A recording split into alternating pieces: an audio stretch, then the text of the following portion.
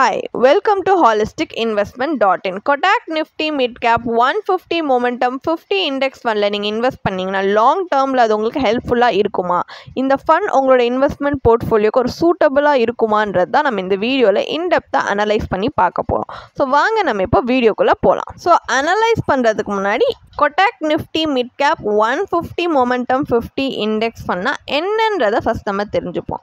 இது ஒரு என்எஃப்ஓன்றதுனால 19 September 2024 open ஆகி 3 அக்டோபர் 2024 க்ளோஸ் ஆகிடும். இதோட சில கீ ஃபீச்சர்ஸ் என்னன்னு பார்த்தீங்கன்னா, இது ஓப்பன் எண்டட் ஃபண்ட் டைப், இது பிலாங் பண்ணுற category equity mid cap, and இது Nifty mid cap 150 moment 50 TRI தான் இது பெஞ்ச் மார்க் இண்டெக்ஸாக வச்சிருக்கு. அண்ட் எக்ஸிட் லோடும் கிடையாது, என்ட்ரி லோடும் கிடையாது. பட் நீங்கள் இதில் இன்வெஸ்ட் பண்ண உங்களுக்கு தேவையான மினிமம் இன்வெஸ்ட்மெண்ட் அமௌண்ட்டே ஜஸ்ட் 100 rupees தான். அண்ட் ஒரு ஃபண்ட் மேனேஜர்ஸ் யார் இந்த ஃபண்டை மேனேஜ் பண்ணுறாங்க அப்படின்னு பார்த்தீங்கன்னா, mister Devender Singhal, mister Satish Dhondappatti and mister Abhishek Bisen. And riskometer படி பார்த்தீங்கன்னா இதில் அதிக ரிஸ்க் இருக்குது அப்படின்னு குறிப்பிட்டிருக்காங்க. அண்ட் இந்த ஃபண்டோட ப்ரைமரி இன்வெஸ்ட்மெண்ட் ஆப்ஜெக்டிவே இன்வெஸ்டர்ஸ்க்கு எக்ஸ்பென்சஸ்க்கு முன்னாடி இந்த ஃபண்டில் ரெப்ரசன்ட் பண்ணியிருக்க அந்த அண்டர்லைங் இண்டெக்ஸில் இருக்கிற செக்யூரிட்டிஸோட டோட்டல் ரிட்டர்ன்ஸை க்ளோஸ்லி அப்படியே ரெப்ளிகேட் பண்ணி கொடுக்கணும் இன்வெஸ்டர்ஸ்க்குன்றது தான் இவங்களோட ப்ரைமரி இன்வெஸ்ட்மெண்ட் ஆப்ஜெக்டிவ். பட் இது ஒரு இண்டெக்ஸ் ஃபண்டுன்றதுனால இதில் ட்ராக்கிங் எரரும் உண்டு. இப்போ இந்த ஃபண்ட் ரெப்ரசன்ட் பண்ணுற நிஃப்டி மிட் கேப் 150 மொமெண்டம் 50 இண்டெக்ஸை நம்ம தெரிஞ்சுப்போம்.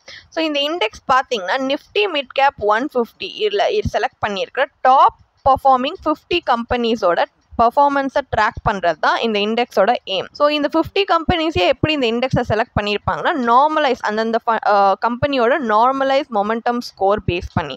நார்மலைஸ் மொமெண்டம் ஸ்கோர் எப்படி டிட்டர்மைன் பண்ணுவாங்கன்னா, ஒவ்வொரு கம்பெனியோட last 6 month and 12 month price ரிட்டர்னை வாலட்டாலிட்டிக்கு அட்ஜஸ்ட் பண்ணி அதை பேஸ் பண்ணி தான் நார்மலைஸ் மொமெண்டம் ஸ்கோரை ஒவ்வொரு கம்பெனிக்குமே டிட்டர்மைன் பண்ணுவாங்க. இதோட ஒவ்வொரு ஸ்டாக்கும் வெயிட்டேஜும் எப்படி கொடுத்துருப்பாங்கன்னா, அந்த கம்பெனி அந்த ஸ்டாக்கோட நார்மலைஸ் ஸ்கோரும் மொமெண்டம் ஸ்கோரும் ஃப்ரீ ஃப்ளோட் மார்க்கெட் கேபிட்டலைசேஷனோட ஒரு காம்பினேஷனில் தான் வெயிட்டேஜே பேஸ் பண்ணியிருப்பாங்க. ஸோ இந்த இண்டெக்ஸை நம்ம வெரைட்டி ஆஃப் பர்பஸ்க்கு யூஸ் பண்ணலாம். லைக் பெஞ்ச் மார்க் பண்ணுறதுக்கு, இண்டெக்ஸ் ஃபண்ட்ஸ் கிரியேட் பண்ணுறதுக்கு, ETF ஸ்ட்ரக்சர்ட் ப்ராடக்ட்ஸ் நிறைய விஷயத்துக்கு இந்த இண்டெக்ஸை நம்ம யூஸ் பண்ணிக்கலாம். இப்போ இந்த இண்டெக்ஸ் ரெப்ரசன்ட் பண்ணுற செக்டார்ஸ் என்னென்னு பார்த்தீங்கன்னா, capital goods, financial services, reality, consumer durables, health care, power, oil, gas and consumable fuels, metals and mining, automobile and auto components, telecommunication, construction, chemicals, information technology services. இதில் அதிக weightage கொடுத்துருக்க sector capital goods 19.59% weightage கொடுத்துருக்காங்க. கம்மியான weightage services செக்டாருக்கு தான் கொடுத்துருக்காங்க, 1.28% weightage. And இந்த index represent பண்ணுற top 10 holdings, top 10 companies என்னன்னு பார்த்தீங்கன்னா, Dixon Technologies India Limited, Cummins India Limited, Oil India Limited, Bharat heavy electricals limited, Lupin Limited, BSC Limited, PB Fintech Limited, Indus Towers Limited, Rail Vikas Nigam Limited, Voltas Limited. இதுல top first பொசிஷன்ல Dixon technologies India limited இருக்கு, அதோட weightage 4.79%. Voltas Limited தான் top 10th பொசிஷன்ல இருக்கு, அதோட weightage 2.99%. இப்போ moving forward நம்ம இதோட இண்டெக்ஸ் ரிட்டர்ன்ஸ் ஆகஸ்ட் 30, 2024 வரைக்கும் என்ன இருக்கு அப்படின்னு பார்த்தோம்னா, இங்க குறிப்பிட்டிருக்க இந்த டேப்லர் காலம் கிராஃப் மூலியமா நம்மளுக்கு கிடைச்ச டேட்டாலேருந்து நம்மளால் என்ன கேதர் பண்ண முடியுதுன்னா, 1 yearல 66.13% ரிட்டர்ன்ஸ் இந்த ஃபண்ட் இந்த இண்டெக்ஸ் கொடுத்துருக்கு.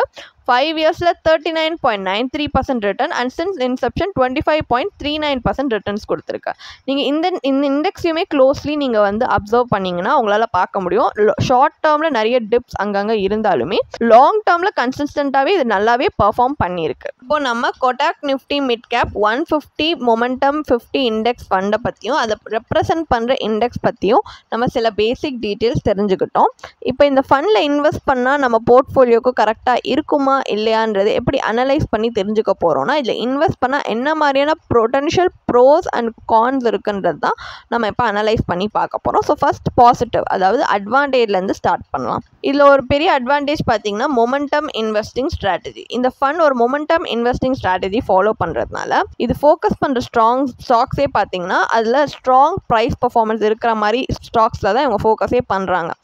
ஏன்னா அந்த ஆன்கோயிங் மொமெண்டமில் கேபிட்டலைஸ் பண்ணி இந்த ட்ரெண்ட் கண்டினியூ ஆகும்போது இன்னும் ஹையர் ரிட்டர்ன்ஸ் வரும் அப்படின்றதுக்காக. இன்னொரு அட்வான்டேஜ் மிட் கேப்போட growth potential. ஸோ இந்த ஃபண்ட் வந்து பேசிக்லி மிட் கேப் ஸ்டாக்ஸில் பேஸ் பண்ணியிருக்கிறதுனால இந்த ஃபண்ட் டார்கெட் பண்ணுற கம்பெனிஸுமே ஹை growth potential இருக்க கம்பெனிஸ் தான். ஸோ மிட் கேப் கம்பெனிஸ் அப்படின்னு பார்த்தாலே அது டிப்பிக்கலி ஒரு என்ன ஸ்டேஜில் இருக்கும்னா நிறைய க்ரோத்க்கான ஒரு எக்ஸ்பேண்ட் பண்ணக்கூடிய ஒரு இடத்துல தான் இருக்கும்.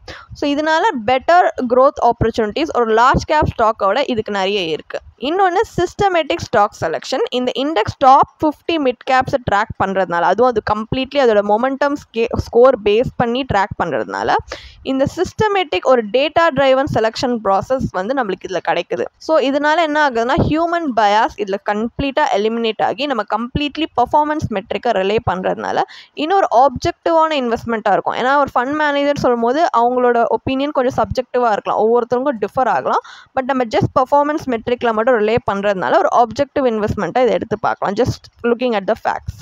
இன்னொன்று டைவர்சிஃபைட் மிட் கேப் எக்ஸ்போஷரும் இதில் இருக்கிற ஒரு அட்வான்டேஜ். ஸோ இதில் வந்து 50 மிட் கேப் கம்பெனிஸ் அதுவும் டிஃப்ரெண்ட் ரேஞ்ச் ஆஃப் செக்டார்ஸில் நம்மளுக்கு எக்ஸ்போஷர் கிடைக்கிறதுனால கான்சன்ட்ரேஷன் ரிஸ்க் ரெடியூஸ் ஆகுது.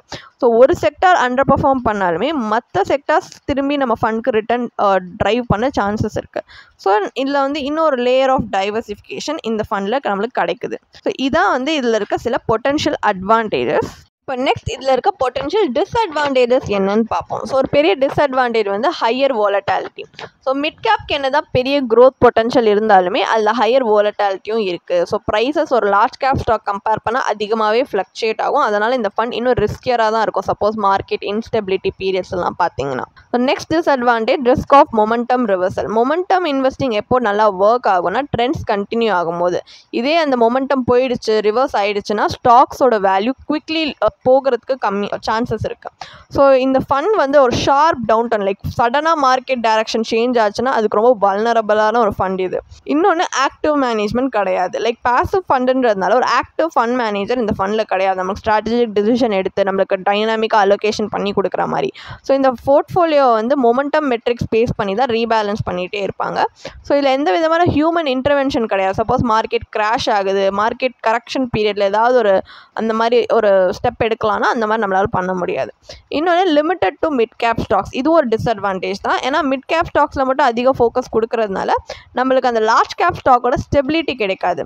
ஏன்னா மார்க்கெட் டவுன் டவுன் ஆகும்போது மிட் கேப் ரொம்ப வாலட்டைலாக இருக்கும், பட் லார்ஜ் கேப் ஸ்டாக்ஸ் கொஞ்சம் நம்மளுக்கு ஸ்டெபிலிட்டி கொடுக்கும். ஸோ இந்த மாதிரியும் நிறைய டிஸ்அட்வான்டேஜஸுக்கு இருக்குது. இதையும் நீங்கள் வந்து கம்ப்ளீட்லி நல்லா ஃபோக்கஸ் பண்ணி இதில் இன்வெஸ்ட் பண்ணலாமா இல்லையான்றத முடிவு எடுக்கிறதுக்கு இந்த டிஸ்அட்வான்டேஜஸையும் நீங்கள் யோசிச்சு கேர்ஃபுல்லி கன்சிடர் பண்ணி தான் பார்க்கணும். அண்ட் இப்போ Kotak Nifty mid cap 150 momentum 50 index ஃபண்டை நம்ம அனலைஸ் பண்ணதுலேருந்து அதோட ஃபைனல் டேக்அவே என்ன, இதில் இன்வெஸ்ட் பண்ணுறது ஒர்த்தா இல்லையா அப்படின்னு பார்த்தோம்னா, நீங்கள் ஒரு ஹை க்ரோத் பொட்டன்ஷியலை வந்து சீக் பண்ணுற ஒரு இன்வெஸ்டர், உங்களால் கொஞ்சம் ஹையர் வாலட்டாலிட்டியை ஹேண்டில் பண்ண முடியும்னா இந்த ஃபண்ட் ப்ராபப்ளி சூட்டபுளாக இருக்கும். பட் அப்போது மொமெண்டம் இன்வெஸ்டிங்கில் அதுக்குன்னு தனி செட் ஆஃப் ரிஸ்க் இருக்குது. ஸோ அதையும் நீங்கள் கன்சிடர் பண்ணுற மாதிரி தான் இருக்கும். ஸோ உங்களோட ஃபினான்ஷியல் கோல்ஸ், ரிஸ்க் டாலரன்ஸ் எல்லாத்துக்குமே இது மேட்ச் ஆகுதா அப்படின்னு பார்த்து தான் நீங்கள் இதில் இன்வெஸ்ட் பண்ணணும். ஸோ இதுன்னு கிடையாது, நீங்கள் so completely it's up to the investor. உங்களோட ஃபினான்ஷியல் கோல்ஸ் எந்த டைம் ஹாரிசானில் நீங்கள் அச்சீவ் பண்ணணும்னு நினைக்கிறீங்க, உங்கள் ரிஸ்க் டாலரன்ஸ் எவ்வளோ, இந்த எல்லா ஃபேக்டர்ஸுமே பார்த்து தான் நம்ம உங்களுக்கு இது சூட்டபுளாக இருக்குமா இல்லையான்றதை நம்மளால் சொல்ல முடியும். பட் எங்கள் பர்சனல் ஒப்பீனியன் என்னென்னா, நீங்கள் ஒரு அல்ட்ரா கன்சர்வேட்டிவ் இன்வெஸ்டராக இருக்கீங்க, லைக் ஒரு ஆக்டிவ்லி மேனேஜ் ஃபண்டில் இருக்கிற ரிஸ்க்கை விட இண்டெக்ஸ் ஃபண்டில் கம்மியாக இருக்கிறதுனால நீங்கள் ஆக்டிவ்லி மேனேஜ் ஃபண்டில் இன்வெஸ்ட் பண்ண சுத்தமாக உங்களுக்கு இஷ்டமே இல்லை அப்படின்றப்ப நீங்கள் ஒரு இண்டெக்ஸ் ஃபண்ட் இந்த மாதிரி நீங்கள் இன்வெஸ்ட் பண்ணலாம். பட் அப்போது இந்த மாதிரி சிமிலர் இண்டெக்ஸ் ஃபண்ட்ஸ் மார்க்கெட்டில் இருக்குது, இதை விட கம்மியான எக்ஸ்பென்ஸ் ரேஷியோ ட்ராக்கிங் எரரோடையே இருக்கும். ஸோ அந்த மாதிரி ஃபண்ட்ஸை ப்ராபப்ளி நீங்கள் இன்வெஸ்ட் பண்ணி பார்க்கலாம். பட் இல்லை உங்களுக்கு டைனாமிக் ஃபண்ட் அலோகேஷன் வேணும், இண்டெக்ஸ் லைக் மார்க்கெட்டே அவுட் பர்ஃபார்ம் பண்ணுற மாதிரி ரிட்டர்ன்ஸ் உங்கள் இன்வெஸ்ட்மெண்ட்ஸில் தேவைப்படுதுன்னா ஒரு இண்டெக்ஸ் ஃபண்டால் அது கொடுக்க முடியாது. ஏன்னா அது அவுட் அண்ட் அவுட் இண்டெக்ஸை தான் ரெப்ளிகேட் பண்ணும். அது மார்க்கெட் கிராஷ் ஆனாலும் சரி, மார்க்கெட் ஹையில் போனாலும் சரி. ஸோ ஒரு இண்டெக்ஸ் ஃபண்டால் ஒரு டைனாமிக் ஃபண்ட் அலோகேஷனையும் அது இல்லைனா இண்டெக்ஸையே பீட் பண்ணக்கூடிய ரிட்டர்ன்ஸ் கொடுக்க முடியாது. பர்ஃபெக்ட்லி இண்டெக்ஸை மேட்ச் பண்ண ட்ரை பண்ணுமே தவிர அதை பீட் பண்ண முடியாது. அதனால் ஒரு ஆக்டிவ்லி மேனேஜ் ஃபண்ட்ஸில் நீங்கள் ப்ராபப்ளி இன்வெஸ்ட் பண்ணலாம். ஏன்னா இந்த ஃபண்டோட இண்டெக்ஸ் ஃபண்டை விட அதிக ரிட்டர்ன்ஸ் கொடுக்குற பொட்டன்ஷியல் அதுக்கு இருக்குது. ஸோ உங்களுக்கு ஃபைனலாக மார்க்கெட்டில் இன்வெஸ்ட் பண்ணுறதுல இந்த ஃபண்டாக இருக்கட்டும், எந்த ஃபண்டில் இன்வெஸ்ட் பண்ணுறதா இருந்தாலுமே நீங்கள் கொஞ்சம் ஸ்ட்ரகிள் பண்ணுறீங்க, ஏன்னா உங்களுக்கு மார்க்கெட் பற்றி அவ்வளோ நாலேஜ் இல்லை, இல்லைனா உங்களுக்கு அது ரிசர்ச் பண்ண கூட நாலேஜ் இல்லைனா கண்டிப்பாக ஒரு ப்ரொஃபஷனல்கிட்ட நீங்கள் கன்சல்ட் பண்ணி இன்வெஸ்ட் பண்ணலாம். லைக் ஒரு சர்டிஃபைட் ஃபினான்ஷியல் பிளானர்கிட்ட கன்சல்ட் பண்ணிங்கன்னா அவங்க எந்த ஃபண்ட் நீங்கள் சூஸ் பண்ணாலுமே அதோட சூட்டபிலிட்டி பார்ப்பாங்க, அதோட இன்வெஸ்ட்மெண்ட் ஆப்ஜெக்டிவ் என்ன, ரிஸ்க் ப்ரொஃபைல் என்ன, ஓவர்லேப் ரேஷியோ எவ்வளோ இருக்குது உங்கள் இன்வெஸ்ட்மெண்ட் போர்ட்ஃபோலியோ கூட, எவ்வளோ அலோகேஷன் உங்களுக்கு இந்த ஃபண்டுக்கு கொடுத்தீங்கன்னா உங்கள் ஃபினான்ஷியல் கோல்ஸை நீங்கள் அச்சீவ் பண்ணலாம். இப்படி நிறைய ஃபேக்டர்ஸை கன்சிடர் பண்ணி தான் உங்களுக்கான ஒரு இன்வெஸ்ட்மெண்ட் ஜேர்னியை அவங்க வந்து கிராஃப்ட் பண்ணி கொடுப்பாங்க, இன்வெஸ்ட்மெண்ட் ஸ்ட்ராட்டஜி. ஸோ பேசிக்கலி உங்களோட இன்வெஸ்ட்மெண்ட் ஜேர்னியை சிம்பிளிஃபை பண்ணி கொடுப்பாங்க. இது உங்களுக்கு லாங் டேர்மில் ரொம்பவே ஹெல்ப்ஃபுல்லாக இருக்கும். ஸோ ஒரு ப்ரொஃபஷனோட கைடன்ஸோட கூட நீங்கள் இன்வெஸ்ட் பண்ணி பார்க்கலாம். அண்ட் உங்களுக்கு இதே மாதிரி ப்ரொஃபஷனல் கைடன்ஸ் தேவைப்படுது, இல்லை ஒரு ஃபினான்ஷியல் இல்லை இன்வெஸ்ட்மெண்ட் டிசிஷன் எடுக்கிறதுக்கு ஒரு ப்ரொஃபஷனல் ஃபினான்ஷியல் பிளானர் ஹெல்ப் பண்ணாங்கன்னா நல்லாயிருக்கும்னு யோசிச்சிங்கன்னா எங்களோட ப்ரொஃபஷனல் ஃபினான்ஷியல் பிளானரோட ஒரு 1-on-1 காம்ப்ளிமெண்ட்ரி கன்சல்டேஷனை நீங்கள் புக் பண்ணியிருக்கலாம். அதுக்கான லிங்க் நாங்கள் டிஸ்கிரிப்ஷனில் கொடுத்துருக்கோம்.